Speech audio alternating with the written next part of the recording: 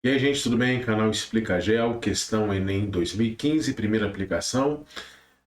A questão foi número 27, não é uma questão difícil, é uma questão que conhecimento aí de características climáticas do Brasil a gente resolveria, mas a gente vai trabalhar nessa questão um conteúdo muito importante na geologia e geomorfologia, que é a questão do intemperismo. Então vai ser uma questão que a gente vai usar para falar um pouquinho sobre o intemperismo, beleza? Vamos ver aqui o enunciado da questão, diz assim: de acordo com as figuras, a intensidade de intemperismo de grau muito fraco é a característica de qual tipo climático? Então, intemperismo fraco de qual tipo climático?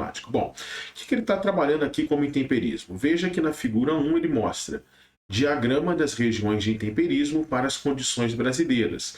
Esse diagrama mostra no eixo das ordenadas a temperatura em graus Celsius e no eixo das abscissas a precipitação, chuva em milímetros, tudo bem? Veja que você vai aumentando a intensidade do intemperismo à medida que você vai aumentando a quantidade de chuvas. Tudo bem? Então, o intemperismo aqui muito marcado pela água, né? Pela chuva. É o intemperismo que ele está trabalhando. E aí, no mapa do Brasil, ele vem exatamente com isso, né? Mostrando quais são as áreas de intemperismo muito fraco até forte. 1, 2, 3, 4. Veja que o muito fraco está aqui, né? E o forte está aqui, tudo bem? Então está ligado à água, basicamente a quantidade de chuvas. Com isso você já resolve a questão, tranquilo. Mas podemos utilizar a questão para falar em intemperismo, tá? A intensidade do intemperismo de grau muito fraco, você vê aqui sertão nordestino, onde chove menos. Mas vamos trabalhar a teoria. O que é intemperismo? Vamos aí mais profundamente nisso agora, tá bom? É o conjunto de processos que ocorrem na superfície terrestre e provocam a decomposição de minerais, o intemperismo químico. A essência do intemperismo químico é a água. Então, as regiões chuvosas são marcadas pelo predomínio do intemperismo químico. Tudo bem? E também pela desagregação mecânica das rochas, o intemperismo físico. O intemperismo físico pode acontecer em regiões secas, e acontece bastante, mas pode também acontecer em regiões chuvosas. Já o químico, ele está muito ligado à água, então quanto maior a pluviosidade, maior o intemperismo químico. Continua o conceito. A ação do intemperismo está intimamente relacionada com as diversas características climáticas, destacando-se a temperatura, a umidade, o regime de ventos, a constância das chuvas, a evaporação, insolação, entre outros. Beleza? Vamos lá, vamos continuar. Vamos falar primeiramente do intemperismo físico. Variação de temperatura, congelamento, formas de intemperismo físico. Em regiões secas, que a gente tem muita amplitude térmica, diferença de temperatura forte entre dia e noite, nós temos processo de dilatação das estruturas cristalinas durante o dia da rocha, né? Então ela se dilata e à noite ela se contrai. São microdilatações e microcontrações, mas essa variação de temperatura, que a gente chama de intemperismo termal, vai produzindo essas rachaduras que dão espaço para desagregação, para quebra da estrutura rochosa, intemperismo físico.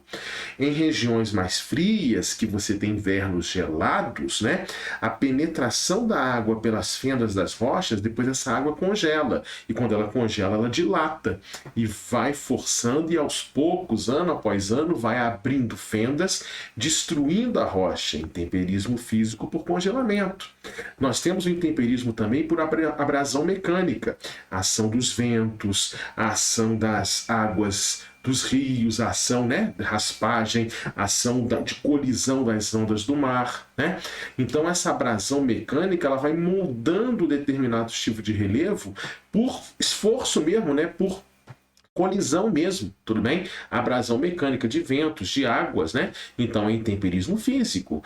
As raízes das árvores, que a gente chama de intemperismo biológico, mas é uma pressão mecânica também, né? Que vai aí destruindo, que vai aí forçando, quebrando as rochas. Olha só essa imagem mostrando as árvores aqui, quebrando a estrutura rochosa, intemperismo biológico, que é o intemperismo físico. Então mecânico, desagregação mecânica.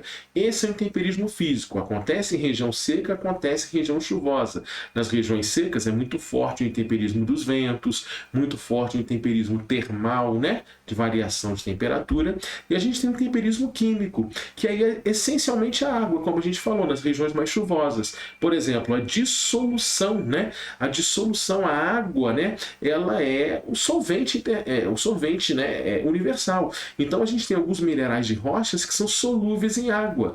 Por exemplo, o calcário, né, o carbonato de cálcio que compõe o calcário, ele é facilmente solúvel em água. Então, em regiões chuvosas, a presença da água vai dissolvendo as estruturas calcárias e vai formando, vai dando essas formações bem diferentes aqui, como a gente está vendo. Rochas, minerais com halita, gipsita também vão sofrer dissolução. Então, sempre que falar em temperismo químico, relaciona a água. Perfeito? Tudo bem? Outra forma de intemperismo químico, hidratação, além da dissolução. Olha só, certos minerais são passíveis de receber moléculas de água em sua estrutura, transformando-se física e quimicamente. Na hidratação, os minerais expandem-se, porque se hidratam. A expansão acontece, né, como naquele congelamento. A expansão dos minerais por hidratação é capaz de exercer pressões com efeitos similares àqueles verificados durante o congelamento da água.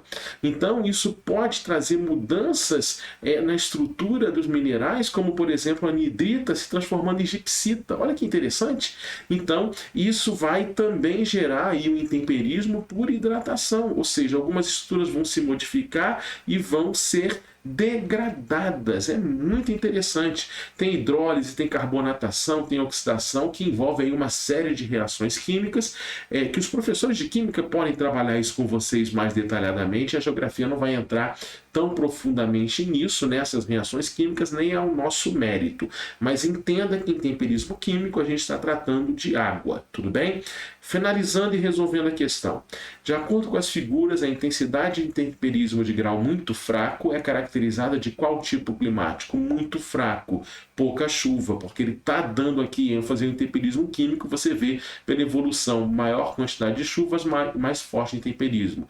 E esse muito fraco está aqui no sertão nordestino, e a gente sabe qual o tipo climático da região, tudo bem? Que é a pergunta. É o tipo tropical? Não.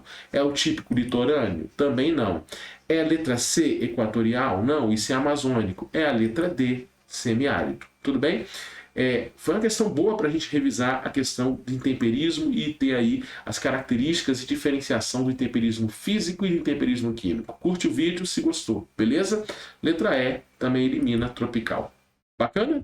Subtropical, na verdade. Bacana?